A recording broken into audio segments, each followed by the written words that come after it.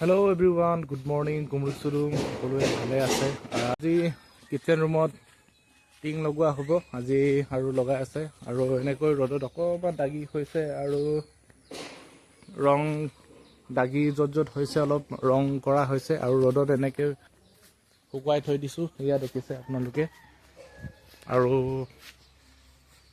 কেনেকৈ লগাই আছে আপোনালোকক মই অলপ দেখাব গৈ আছোঁ আৰু কাম শেষ হোৱা নাই আৰু লাহে লাহে কামবোৰ কৰি আছোঁ। তো বলক মিস্ত্ৰীবোৰ কাম কৰি আছে। হেল্ল' এনেকৈ কাম কৰি আছে আৰু খুব ৰ'দ দিছে। আজি টিংটো মাৰি শেষ কৰিব লাগিব। তো এখিলা কমিব নেকি, এখিলা কমিলে আকৌ এখিলা আনিব লাগিব গোলাঘাটৰ পৰা।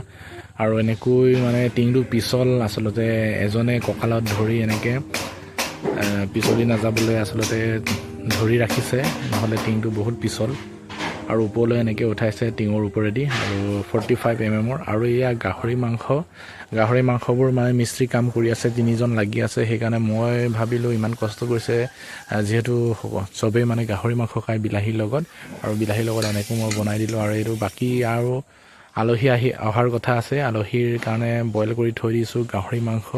আৰু যিহেতু সেইসকলেও মানে গাহৰি মাংস খুব ভাল পায় খায়।